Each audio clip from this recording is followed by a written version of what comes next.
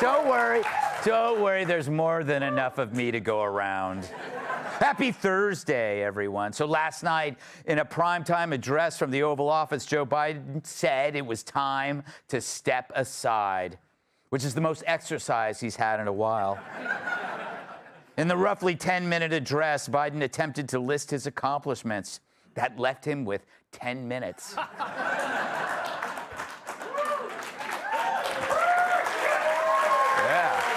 I'll take it. I'll take it. During the address, Biden said he's passing the torch to the next generation. But is that really necessary? It's not like young Democrats haven't already been doing a phenomenal job burning everything to the ground. Yeah. Of course, Joe has a long history with fire. Whenever he's in the room, people are always lighting matches.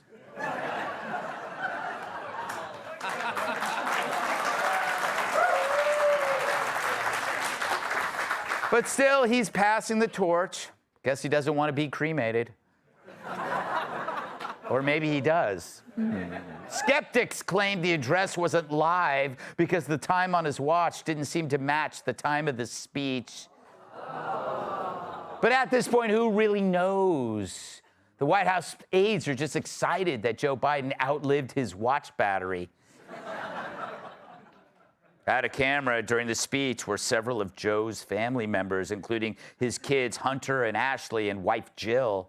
Keeping them off camera was the only way to ensure Hunter kept his clothes on. Meanwhile, Biden's seventh grandchild, Navy, was there too, about 750 miles off camera. All right.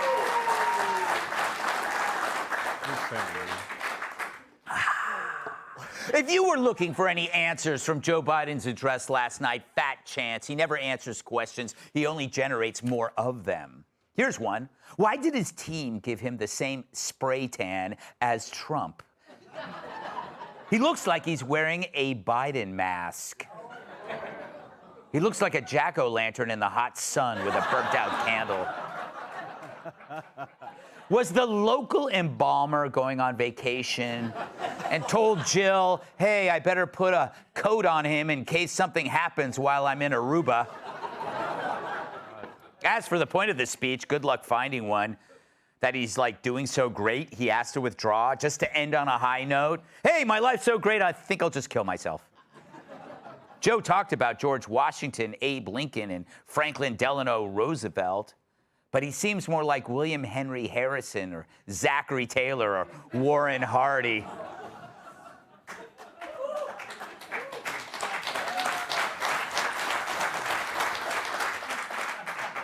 He talked about honesty, decency, respect, and other things he couldn't pronounce and rarely practiced. Hell, he could have talked about skydiving, pole vaulting, and powerlifting, and it would have been more believable. As usual, he promised to tell us the truth. He would have crossed his fingers, but he can't. Here's a whopper. We're also securing our border. Border crossings are lower today than when the previous administration left office. No. At this point, viewers wish they got shot in the ear. What he didn't do was answer the one question on everyone's mind besides, are you wearing pants behind that desk? Why did you drop out of the race on Twitter but still stay on as president? He didn't say. I mean, that's like making a speech about the sexiest TV host without mentioning me. He did say something about passing the torch to a new generation, which we all know is a JFK line. Well, if he came in plagiarizing, might as well go out that way, too. So, thank you. Thank you. It means a lot. So he's passing the torch, but more like passing the wind. Joe's staying because although the presidency isn't a kingdom, it's about saving democracy. He uttered democracy 7 times, and each time it meant less and less. He did to the word democracy what Tupac did to the N-word.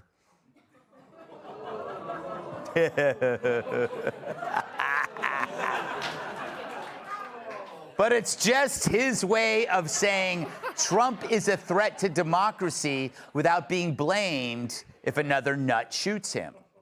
Did you see D.C. yesterday? The party that keeps promising to save democracy sure does love to attack people and vandalize and also not have fair primaries. The party that wants to save democracy pushes illegals to vote, which diminishes yours.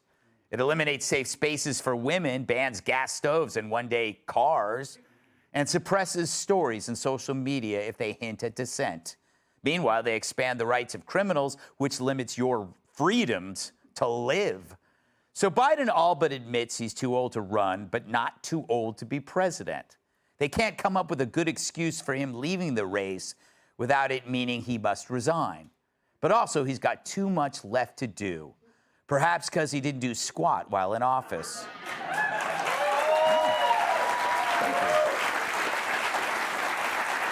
He even promised to cure cancer by January. And I will keep fighting for my cancer moonshot so we can end cancer as we know it, because we can do it. No, you're not. The only thing he's going to do in the next 6 months is scrape his dinner plate into his sock drawer and try to turn the TV on by pointing his shoe at it. You know,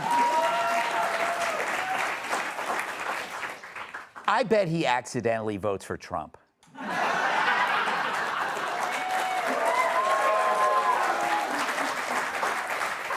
So he mangled the scripted speech, even forgetting what sentences were even about, like this mulch. On that day, I told you, as I stood in that winter, we stood in a winter of peril and a winter of possibilities. Peril and possibilities. Ugh. He sounds like a faced weatherman. And we're supposed to be fine with him continuing to serve as president. He couldn't serve as a coat rack. But still, the media fawned. This was a speech for the history books, just as when LBJ announced he wasn't going to run for re-election in 1968, and we have seen those clips played and replayed throughout time. This is the type of speech that will be replayed for decades to come.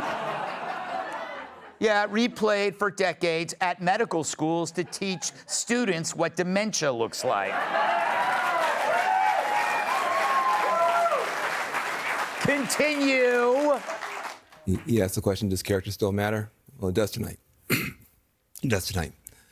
The kid with the stutter did good. He did good. That's a good man. He fell on his sword. He fell on his sword. This moment puts him, with a bunch of American greats, the sort of George Washingtons of the world. This was selfless on a level, I think, that's important in a way that we talk about George Washington being selfless. No. The only thing he has in common with George Washington is body temperature. If the media spent any more time on their knees, they'd be stars on Pornhub. What does Dr. Jill think about all this? The one who hid him from the public and the sun? She tweeted, "Thank you for the trust you put in Joe. Now it's time to put that trust in Kamala." Then she fled to France to watch the Olympics. Well, she is a fan of the deadlift. So the woman who lied to us about Joe's health wants us to trust the other woman who lied to us about Joe's health. Sorry, I've been lied to by women enough, not to mention people who told me they were women. But you know what the family did afterward? They all had ice cream, which is what you do after you get your tonsils out. The problem is this tonsil is still there, a lump of tissue that gets easily infected, and one you can easily do without. Let's welcome tonight's guest! His jokes last longer than his marriage. Actor, writer, and comedian Jamie Lissow. He kicks everyone's asses through rose-colored glasses. Host of the Good Guy, Bad Guy podcast on ESPN, Chael Soden.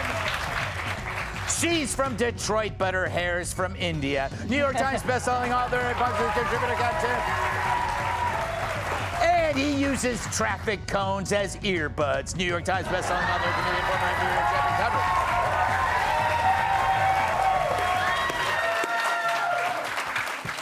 Jamie, watching Biden last night must have made you wistful because you've been thrown out of your house before. Yeah. So you must have had some sympathy. That's such an interesting point that when you lose the presidency, a guy just moves into your house. Yes.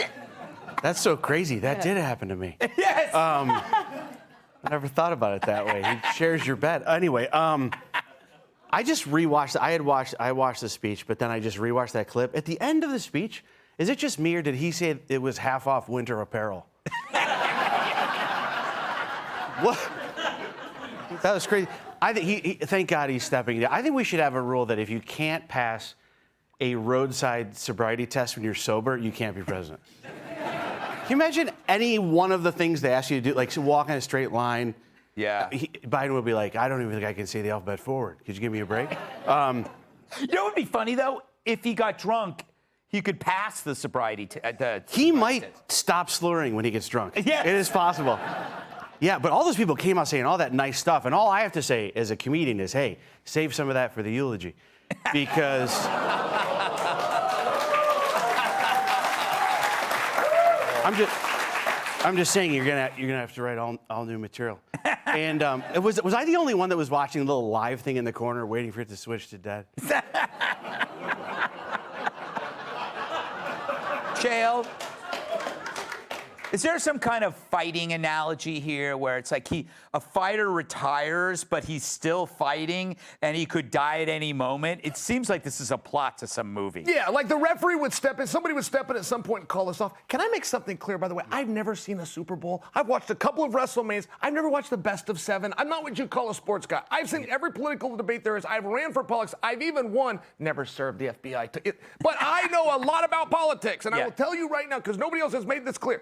You do not just get on a ballot. All 50 states have their own rules. Nevada's, by the way, expires on Friday. Making believe that they can just put Kamala on the ballot, they cannot do. However, all 50 states agree on one thing. The sitting president seeking re-election is entitled to a spot on the ballot. Make no mistake, Joe is not only planning to step down, he has to step down. He has no choice to get Kamala on the ballot. You heard it here first.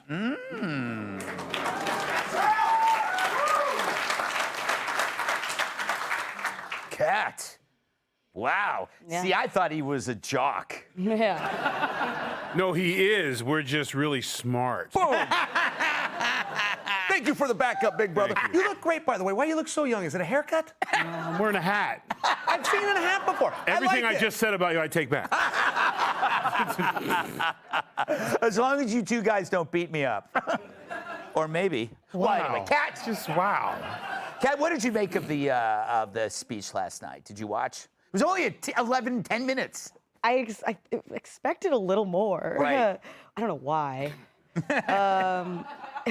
What I did expect though was what everybody would be saying. I mean, it's obviously all ridiculous. I mean, Joy Reid to say that he did this all selflessly, as if he and his family are not all loaded. Yeah. Absurd. But what else do you expect? I mean, honestly, Jamie, it is very similar to like the way people talk at a funeral. Mm-hmm. Like, have you ever been at a funeral? Be honest. Mm-hmm. Where you hear the things people are saying, and you're like, They skip all the bad stuff. I don't know that I remember her like that.